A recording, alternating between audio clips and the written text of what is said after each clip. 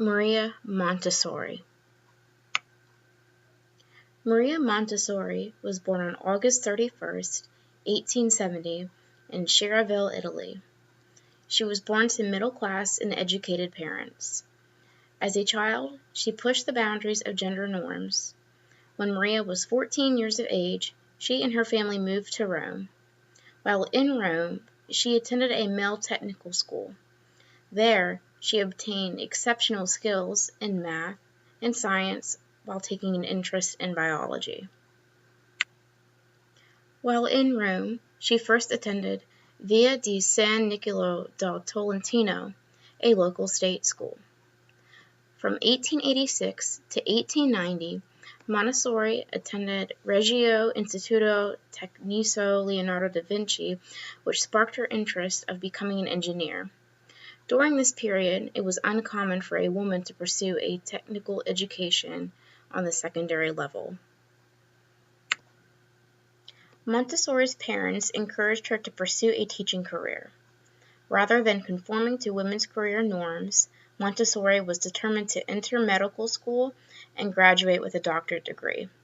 Her father did not approve of his daughter's desire. After initial rejection from the University of Rome, Pope Leo XIII intervened on her behalf. After 2 years of enrollment, Montessori earned her diploma by studying math, physics, and natural science. With the assistance of Pope Leo XIII, she was enrolled into medical school. She earned several scholarships and earned her doctorate degree in 1896 with high honors. Immediately following graduation, Montessori was granted a job at San Giovanni Hospital. She was soon asked to be a representative for Italy in the International Congress for Women in Berlin, Germany. During this conference, she gave a speech that consisted of the entitlement that women have for equal wages with men. While working in San Spirito Hospital, Montessori mostly tended to those of low socioeconomic class as well as children. She was known for the amount of concern that she gave to her patients, such as making sure they were warm and were eating properly, while also diagnosing and treating their illnesses correctly and efficiently. In 1897, Montessori volunteered in a research program at a psychiatric clinic. She visited several clinics across Rome in order to observe and assist patients that were in need of treatment. She spoke of a nurse who was disgusted by the way children would pick up crumbs off the floor after a meal. This made Montessori realize that the children were in need of sensorial stimulation. After her time in the psychiatric clinics, Montessori began to study the work of Frenchmen Jean-Marc Itard and Edward Seguin. Itard developed an education technique which allowed students to learn through their senses. Seguin tried to adapt Itard's work into mainstream education and created apparatuses and equipment to assist in a child's motor skills and sensory perception.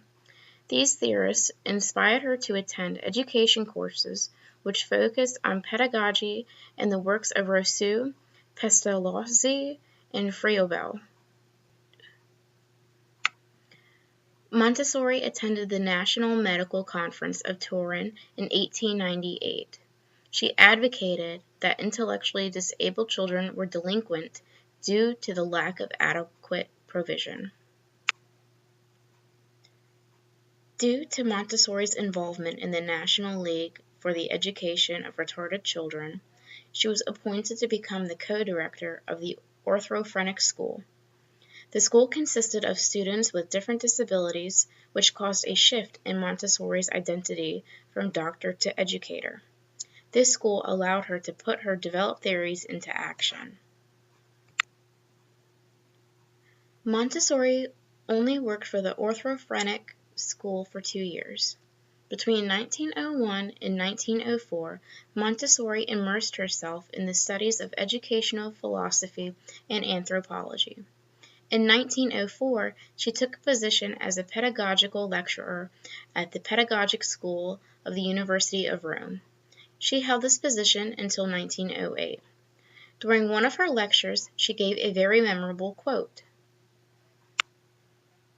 The subject of our study is humanity. Our purpose is to become teachers. Now, what really makes a teacher is love for the human child. For it is love that transforms the social duty of the educator into the higher consciousness of a mission. Due to the rapid growth of Rome, construction companies were going bankrupt due to the fear of speculative development. This left the land with several unfinished buildings, which became home to squatters.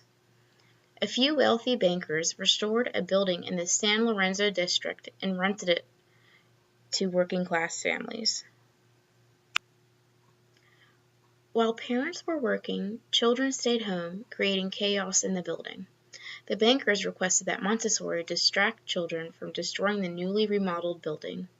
She then took advantage of working with average children and created a Casa dei Bambini, which opened in January of 1907. She gave her students materials and activities to keep them engaged, but only kept the children who engaged with the material. Montessori realized that children had the power to educate themselves when placed in an environment that supported their natural development. She referred to this as auto-education. By the autumn of 1908, there were 5 functioning Casa dei Bambinis. Montessori's method had developed across the world. She devoted much of her time to seminars and conferences in order to teach others about her educational theory. In 1949, she received her first of 3 nominations for the Nobel Peace Prize. In 1951, she made her final public appearance at the 9th Annual Montessori Convention. She passed away on May 6, 1952. Maria Montessori developed a method of education that revolves around the student. She expressed the importance of the student's development in their education as well as their life skills. According to Dr. Angeline Lillard, students who are a part of a Montessori system tend to perform better than traditional students, as well as have better social skills and behavior. Montessori classrooms can also help stress the importance of independence to a student and also builds a sense of responsibility. Citations.